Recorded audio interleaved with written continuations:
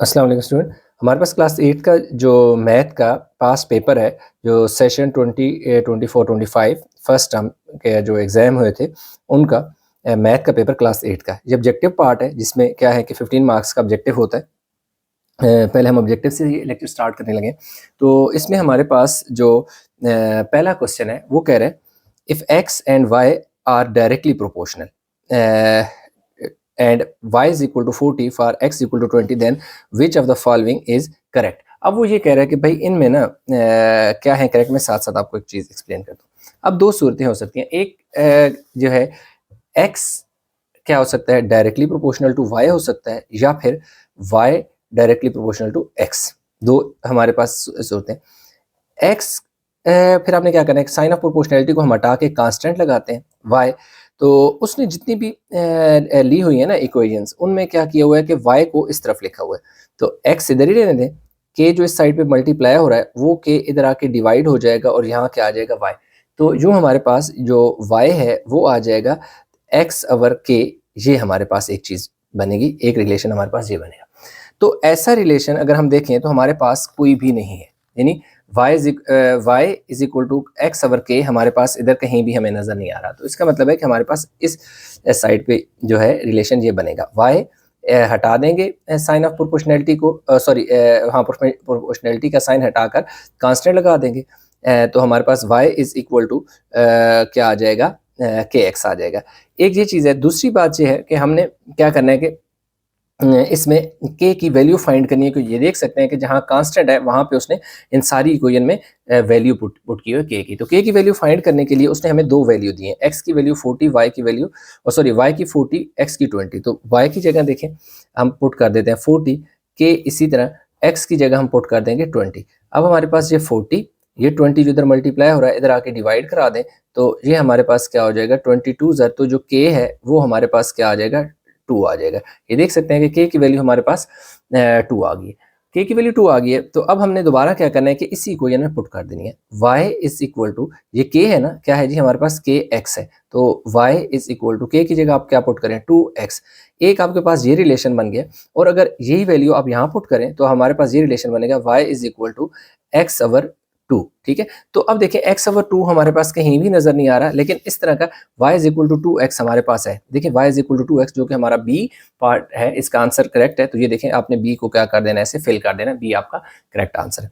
दूसरी की अगर हम बात करें तो दूसरे में कह रहा है कि a man walks 20 kilometre in 5 hours, find out the time it will take for him to walk 32 minutes. यानी यहाँ पे अगर आप देखें तो आपके पास एक तो टाइम की बात हो रही है और दूसरा डिस्टेंस की बात हो रही है। तो आप ऐसे करें कि इसको निकालने का बड़ा एक आसान सा प्रोपोर्शनैलिटी का जो इसका तरीकाकार है, उससे आपने क्या करना है कि डिस्टेंस लिख लेता हूँ मैं इस तरफ, और रेशो निकाल देता हूँ कि क्या है जी, टाइम, डिस्टेंस और टाइम। अब पहले जो डिस्टेंस है ना, देखिए किलोमीटर है, डेफिनेटली ये डिस्टेंस की बात हो रही है। डिस्टेंस कितना है 20, तो डिस्टेंस के नीचे मैं लिख दूंगा 20, और टाइम उसने दिया है 5 आवर, तो इधर मैं लिख दूंगा जी 5 आवर। नेक्स्ट हमारे पास जो है वर्क 32 किलोमीटर, 32 किलोमीटर डिस्टेंस को शो कर रहा है, तो इसलिए यहाँ 32 आ जाएगा। तो अब जो है टाइम हम लेट कर लेंगे x, इस तरह आपने लिख लेना। अब आप देखें कि यहाँ पर अगर डिस्टेंस 20 किलोमीटर था, वो 32 किलोमीटर हो गया। तो आप देखें कि डिस्टेंस उसने क्या कर दिया, इंक्रीज कर दिया, डिस्टेंस बढ़ा दिया।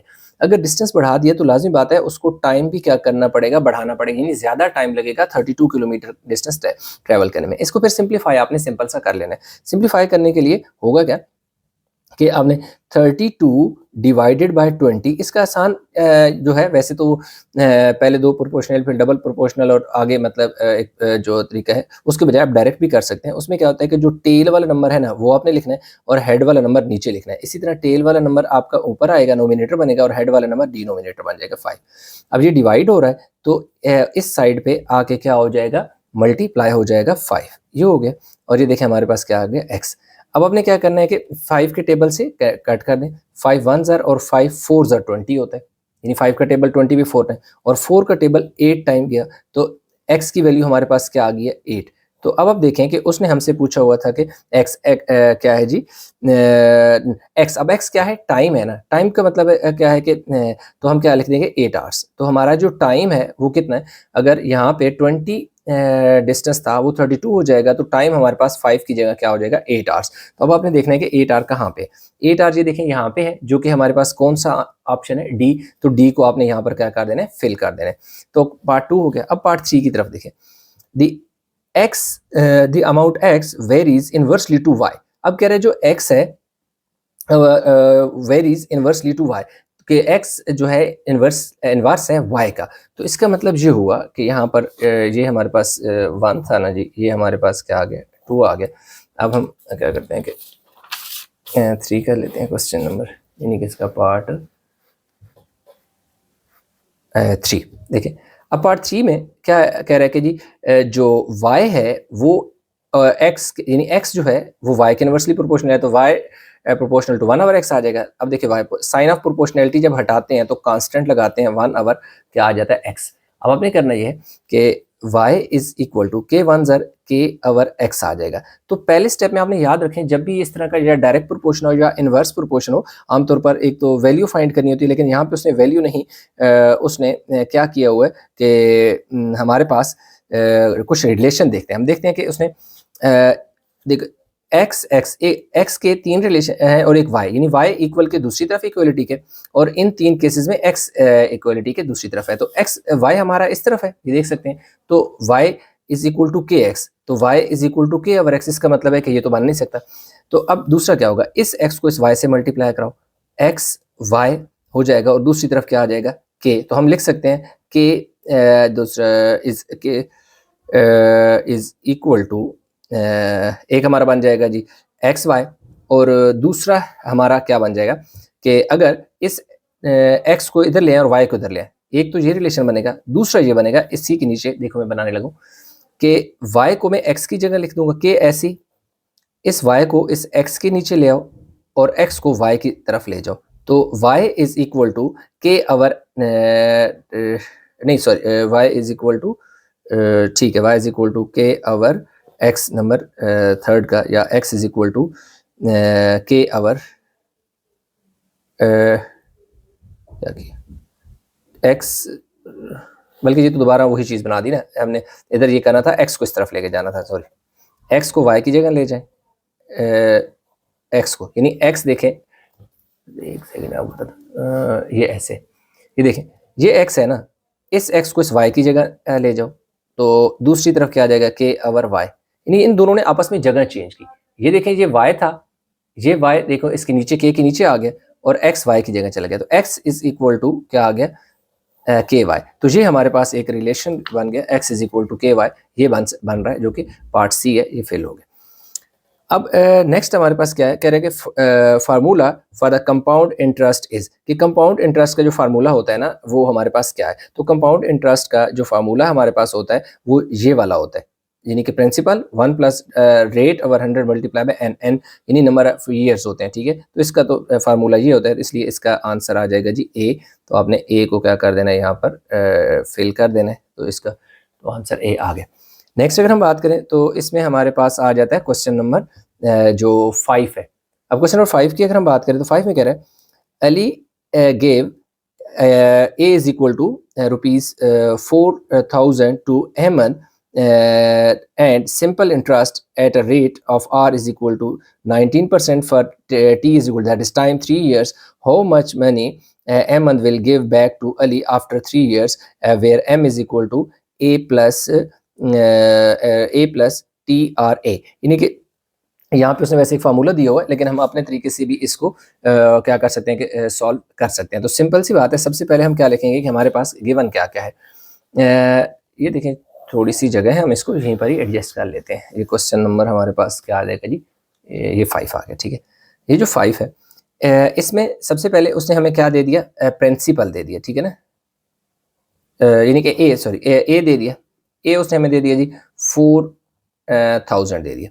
दूसरा उसने हमें क्या दे दिया, रेट, जो रेट यानी कि आर की जो वैल्यू है वो उसने हमें दे दी कितना दे दिया जी 19%, यानी क्या दिया 19% दे दिया पर ईयर।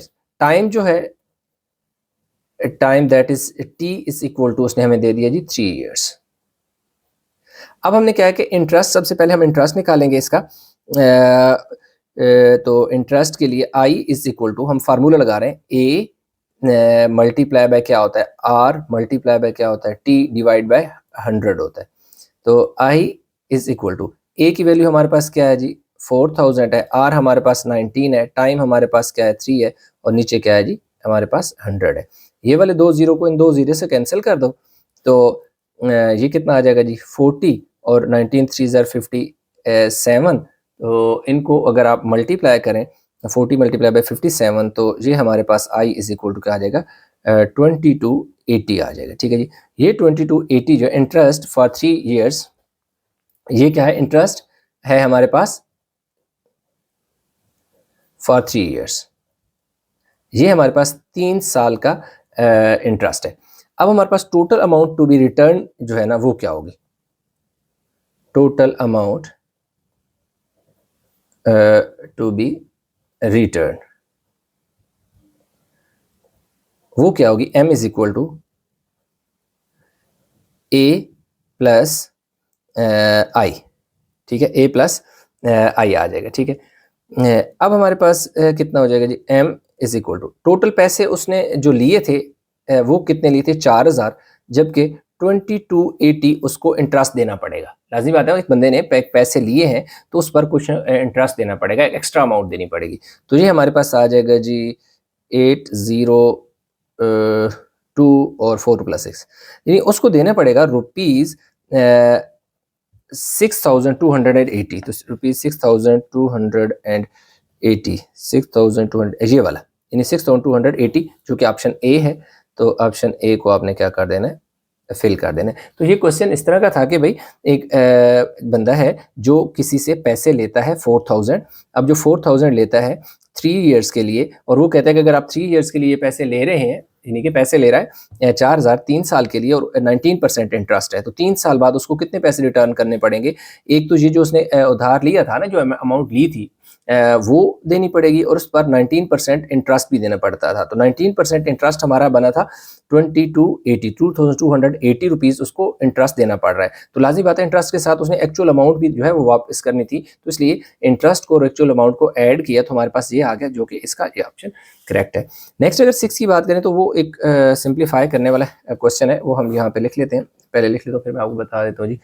क्वेश्चन हमारे पास है जी 8 into 3x minus 4 plus 5 into x minus 2 है। ठीक है, ये क्वेश्चन है, कह रहे हैं what is the simplified form of 8 into 3x minus 4 plus 5 into x minus 2, इसकी सिंप्लीफाइड फॉर्म क्या है। तो पहले आपने क्या करना है कि 8 को 3 से मल्टीप्लाई करें तो 8 3 ज़र 24x, इसको 4 से मल्टीप्लाई करें 8 4 ज़र 32 हो जाएगा। फिर 5 को x से मल्टीप्लाई करें 5 को 2 से मल्टीप्लाई करें 10। अब ये भी x है, ये भी x है, तो x को x में ऐड कर लें तो कितना हो जाएगा जी 29x। ये दोनों आपस में इकट्ठे हो जाएंगे, दोनों के साथ नेगेटिव साइन है, तो माइनस कितना आ जाएगा जी 42 आ जाएगा। 29x माइनस 42, ये हमारे पास इसका आंसर आ जाएगा। ये भी प्लस का था, ये भी प्लस का था, ऐड हो गया, ये भी माइनस, ये भी माइनस, तो माइनस के 2 नंबर मिलकर 1 नंबर में चेंज हो गए। तो ये हम देखते हैं कि 29x माइनस 42 किधर है। तो ये देखें 29x माइनस 42, ये कौन सा आंसर है, यानी पार्ट सी जो है ये है। तो इस वाले में आपने क्या करना है जी 29 माइनस 42 पार्ट सी ये है, ये वाला पार्ट सी जो है इसका करेक्ट आंसर है, इसको वाला। नेक्स्ट अगर हम बात करें तो हमारे पास जो क्वेश्चन आगे है वो है बहुत ही आसान सा क्वेश्चन है, कह रहे what are the factors of 81 minus 4m square. बहुत आसान है, कह रहे हैं कि 81 माइनस 4m स्क्वायर के फैक्टर क्या है। तो इधर देखें आपने 9 का स्क्वायर ले लेना है, ठीक है, और इधर देखो आपने 2m का होल स्क्वायर बना लेना है। लाजमी बात है कि जब हम क्या करेंगे 9 का स्क्वायर लेंगे 9 9 ज़र 81, और 2 का स्क्वायर लेंगे 4, और m के ऊपर भी स्क्वायर आएंगे, तो यहाँ पे हमारे पास जो आइडेंटिटी बन रही है, जो फार्मूला बन रहा है, वो बन रहा है a square minus b square, जो कि a minus b into a plus b बनता है। ठीक हो गया, तो इसी तरह ये a स्क्वायर है, यानी 9 और 2m जो है ये b स्क्वायर है, जो कि किसकी इक्वल आ जाएगा 9 माइनस 2m और 9 प्लस 2m की इक्वल, 9 प्लस 2m के इक्वल आ जाएगा। तो इसको हम देखते हैं 9 -2m और 9 + 2m, ये देखें ये 9 - 2m और 9 + 2m, क्योंकि ये जगह सेल की कम थी ये बॉक्स की, इसलिए ये ऊपर नीचे लिखा गया, अदरवाइज ये ऐसे लिखा हुआ है। ये आंसर इस तरह हो सकता है आपको वहाँ पे ऐसे दिया हो, तो इसलिए हमारे पास ये पार्ट ए जो है वो करेक्ट है। तो ये देखिए पार्ट ए को हमने क्या कर लेना है, इसको फिल कर लेना है। अगर हम बात करें नेक्स्ट जो हमारे पास इसका क्या है जी, पार्ट 8 है। तो पार्ट 8 में हमें उसने दे दिया कि if length and width of a rectangle are 6 centimetre and 4 centimetre then what will be its perimeter. यानी उसने हमें लेंथ भी दे दी और क्या है विड्थ भी दे दी और पेरीमीटर फाइंड कर रहा है, और बात हो रही है रेक्टेंगल की। तो देखिए हमारे पास जो पेरीमीटर का फार्मूला होता है, किसका पेरीमीटर ऑफ रेक्टेंगल, वो होता है 2 लेंथ प्लस विड्थ। अब देखें जी 2 लेंथ उसने हमें दे दी जी 6 सेंटीमीटर और जो विड्थ है वो क्या दे दी 4 सेंटीमीटर। तो ये हमारे पास 2 इंटू ये हो जाएगा 6 + 4 10 सेंटीमीटर, 10 2 ज़र हमारे पास कितना आ जाएगा जी 20 सेंटीमीटर। ये हमारे पास क्या आ गया जी perimeter P is equal to ये। तो अब हम देखते हैं कि 20 ये है, 20 क्या है पार्ट, देखो कॉलम बी जो है उसका आंसर है। तो अब आपने इसको क्या कर देना है, बी को फिल कर देना है। नेक्स्ट हमारे पास आ गया जी जो नेक्स्ट में हमारे पास कह रहा है what will be the product of this. बहुत ही आसान क्वेश्चन है कि इसका प्रोडक्ट क्या है। तो ये तो बहुत आसान है, मैं इधर लिख लेता हूँ। प्रोडक्ट कह रहा है जी -2x² y इंटू 3y का प्रोडक्ट क्या है। अब आपने क्या करना है कि पहले नंबर को नंबर से मल्टीप्लाई करना है। एक तो ये माइनस है ना, तो माइनस ऐसे ही लगा दें। 2 3 ज़र क्या हो गया 6, इधर x² है, इधर x नहीं है, तो x का जो एक्सपोनेंट है वो सेम होगा, वो चेंज नहीं होगा।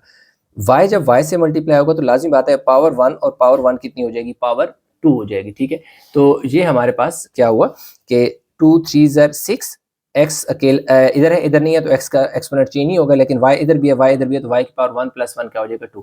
-6x² y² हम देखते हैं कहाँ पे, -6x² y है, -6x² y² ये वाला है, यानी कि पार्ट डी इसमें हमारे पास आंसर करेक्ट है। तो ये हमारे पास डी है जी, इसको हम फिल कर लेते हैं बॉक्स को, ये हमारा आंसर हो गया। नेक्स्ट क्वेश्चन अगर हम देखें, क्वेश्चन नंबर जो क्या है जी 10 है।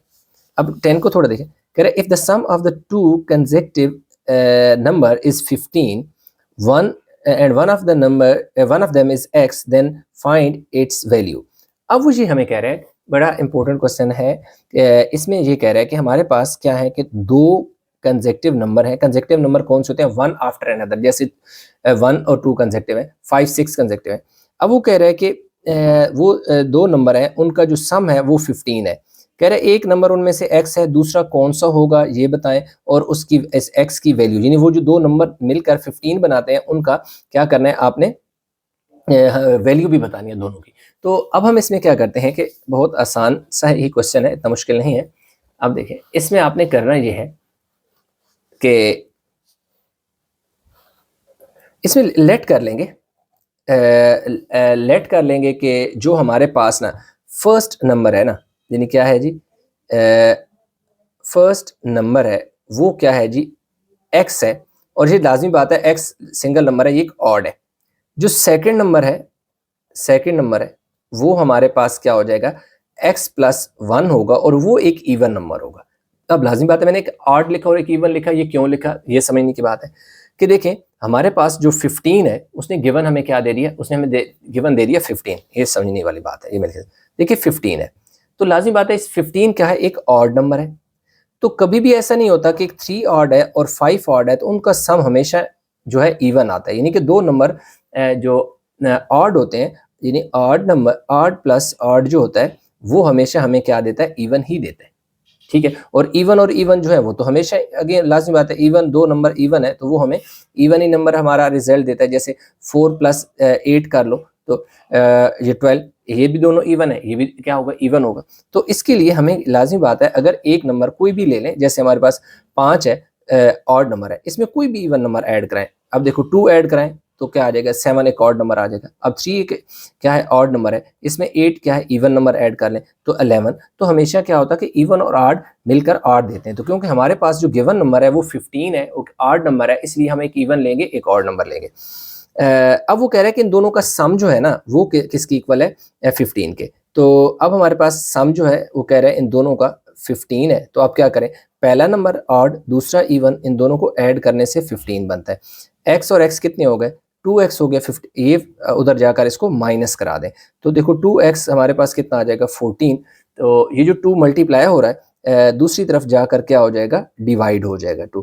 तो 2 7 ज़र 14, तो x की वैल्यू जो है हमारे पास 7। उसने यही कहा था कि आपका जो नंबर है x की वैल्यू हम आपने फाइंड करनी है। तो ये देखें x की वैल्यू 7 हमारे पास ये है, और जो कि b है, तो इसमें आपने क्या कर देना है, b को फिल कर देना है। ये रहा जी b और ये रहा जी इसका b। ये देखो आपने इसको b को क्या कर दिया, फिल कर दिया, ठीक है। ये हमारे पास b। नेक्स्ट अगर हम बात करें, क्वेश्चन आ गया जी इसको 11 में कह रहा है, बहुत आसान सा क्वेश्चन है 11। कह रहा है the equation of a line is given below. कह रहा है कि इक्वेशन है लाइन की वो नीचे दी जा रही है, y is equal to 3x plus 1 based on the equation what is the slope of the line. कह रहे हैं इसमें स्लोप ऑफ द लाइन क्या होगी। अब आपने स्लोप ऑफ द लाइन देने के लिए आपने एक इक्वेशन होती है y is equal to mx plus क्या होता है c होता है। इसमें ये जो m होता है ना, m होता है हमारे पास स्लोप, या ऐसे हम ग्रेडियंट भी कहते हैं। इसमें जो c होता है ना, इसको कहते हैं y इंटरसेप्ट। ये चीजें पता होनी चाहिए, हो सकता है ये भी आपसे ऑब्जेक्टिव हो। ये होता है y इंटरसेप्ट। अब उसने हमें जो इक्वेशन गिवन दे दी, वो दे दी y is equal to 3x plus 1। तो अब देखें m क्या है, m स्लोप को रिप्रेजेंट करता है, तो इधर इस m की जगह आपको क्या नजर आ रहा है 3। तो इसका मतलब है कि जो स्लोप होगी, स्लोप इज इक्वल टू 3 आ जाएगी। तो अब देखें उसने यही हमसे पूछा है स्लोप ऑफ द लाइन, तो यहाँ x के साथ जो वैल्यू होती है ये स्लोप होती है, 3 आपका स्लोप है, तो ये आपके पास 3 है जो कि c है। तो इसमें आपने पार्ट c को क्या कर देना है, a b c, इसको आपने फिल कर देना है। ये देखिए हमने इसको c को क्या कर दिया, फिल कर दिया। नेक्स्ट हमारे पास क्वेश्चन नंबर आ गया जी 12 में कह रहा है what is the value of m if. अब कह रहा है कि m की वैल्यू क्या होगी इफ 2 की power m is equal to 2 की पावर 7 इंटू 2 की पावर -5। तो इसमें आपने क्या करना है, 2 की पावर m आ गया इज इक्वल टू, ठीक है। अब आपने क्या किया कि ये बेसिस सेम है ना, तो बेस को एक बार लिख लो और इन दोनों को इकट्ठा कर लो 7 -5। अब ये दोनों इसलिए इकट्ठी हो गई क्योंकि बेस सेम, जब भी बेस सेम हो एक बार लिखो और पावर को इकट्ठा कर लो। वैसे तो पावरें ऐड होती हैं, जब भी बेसिस सेम बेसिस मल्टीप्लाई हो तो पावरें ऐड होती हैं, लेकिन होगा क्या कि अगर यूं हम लिखें 7 प्लस -5 तो दोबारा 7 -5 ही होना है, ठीक है। तो इसलिए मैंने डायरेक्ट ये लिख दिया। तो देखो 2 की power m is equal to 2 की पावर कितना बचेगा 2, 7 में से 5 गए 2। अब बेस सेम है, बेस से कट कर दो तो m इज इक्वल टू 2। तो उसने क्या कहा था कि for what value of m की वैल्यू क्या होगी 2। तो ये देखें what is the value of m, तो m की वैल्यू 2 आ गई, जो कि ये है कहाँ पे d करेक्ट आंसर है। तो आपने इसका d वाला फिल कर लेना है। ये हमारे पास क्या हो गया जी, जो 12 वाला था, ये देख सकते हैं कि 12 वाले को हमने फिल कर लिया, हमारे पास आंसर आ गया। नेक्स्ट है हमारे पास जो 13 है ना, 13 में बहुत आसान है। ये देखो उसने क्या लिखा है 7/2 की पावर 0 यानी होल पावर 0। तो जब भी किसी चीज़ की पावर 0 हो ना वो 1 होता है। ये आपने हमेशा याद रखना है कि जब भी बीच में जितनी मर्जी बड़ी वैल्यू लिखी हो और ब्रैकेट के बाहर उसका जो एक्सपोनेंट है पावर 0 तो 1 की इक्वल, जो कि 1 है वो क्या है C है। तो इसका आंसर C जो होगा ABC करेक्ट होगा। ये देखें जी C फिल कर ली। नेक्स्ट हमारे पास क्या कह रहे हैं, what will be the solution of inequality. अब उसने हमें एक इनइक्वालिटी दे दी, बहुत ही आसान है क्वेश्चन। जो इनइक्वालिटी है हमारे पास वो हम लिख लेते हैं, वो है जी 6x -7 ग्रेटर देन 5। तो ये आ जाएगा जी 6x ग्रेटर देन 5, ये उधर जाकर क्या हो जाएगा, जो -7 है उधर जाकर प्लस हो जाएगा। तो ये आ जाएगा जी 6x ग्रेटर देन ये 7 और 5 क्या हो जाएगा जी 12। अब x किसकी इक्वल आ जाएगा, ग्रेटर देन 12। ये जो 6 मल्टीप्लाई हो रहा है इस साइड पे आके इसके नीचे डिवाइड कर दें, cancel two x is greater than 2 जो है ये हमारे पास करेक्ट है। तो इसमें हम देख सकते हैं कि x इज ग्रेटर देन 2 हमारे पास b है, जो कि आंसर इसका b का है। तो ठीक है, तो इसमें आपने b को फिल कर लेना है, ठीक है। लास्ट जो है रह गया है, बड़ा जो है इंटरेस्टिंग सा क्वेश्चन है, तो वो हमने करना है। वो ये कह रहा है उसको थोड़ा सा समझने वाला है, ये इस तरह का आपसे पूछा जा सकता है घुमा फिरा के। कह रहा है if x is greater than y, कह रहा है कि x इज, मैं आपको एक एग्जांपल देता हूँ। फर्ज करें एक लड़का है जिसका नाम अहमद है, ठीक है, हम उसको x से रिप्रेजेंट कर रहे हैं। कह रहे हैं अहमद बड़ा है किससे? अली से। अली को हमने y से रिप्रेजेंट कर दिया। तो इसमें यह है कि x is greater than y, कि अगर अहमद बड़ा है अली से, अहमद यानी x is greater than y। अब कह रहे हैं y is greater than z। अब कह रहे हैं y यानी अली जो है वो बड़ा है किससे? हादी से लिख लेते हैं, जो कि अली क्या है हमारे पास? y से रिप्रेजेंट हो रहा है, हादी को हम z से रिप्रेजेंट कर लेते हैं। अब तो इसमें क्या कह रहा है कि y बड़ा है किससे? z से। फर्ज करें कि जो अहमद है वो क्या है? 8 ईयर्स का है, तो अली जो है वो 5 ईयर्स का है। तो अगर फिर अली तो 5 ईयर्स का ही होगा, तो लाजिम बात है अली अगर अहमद से हादी से, अली अगर हादी से बड़ा है तो लाजिम बात है इसका आंसर 5 से क्या आएगा? छोटे ही आएगा, 4 आएगा। तो इस तरह हमारे पास क्या हो रहा है कि 8 जो है वो बड़ा है 5 से, तो 5 बड़ा है किससे? 4 से। तो लाजिम बात है असल में देखा जाए तो x ग्रेटर देन y, अगर x y से बड़ा है और y बड़ा है किससे? z से, तो लाजिम बात है x z से भी तो बड़ा ही होगा ना, x z से भी बड़ा ही होगा। ये ऑप्शन इसका करेक्ट आएगा, x z से भी बड़ा होगा। लाजिम बात है अगर 8 5 से बड़ा है और 5 बड़ा है 4 से, तो 8 लाजिमी बात है वो तो 4 से भी बड़ा होगा। तो इसलिए x is greater than z इसका करेक्ट ऑप्शन होगा। x is greater than z, ये वाला आंसर इसका करेक्ट होगा जो कि a है। तो ये हमारे पास a आ गया, जो कि इसको फिल कर लेना, और इसी के साथ हमारा जो ऑब्जेक्टिव पार्ट था वो हो गया स्टूडेंट कंप्लीट।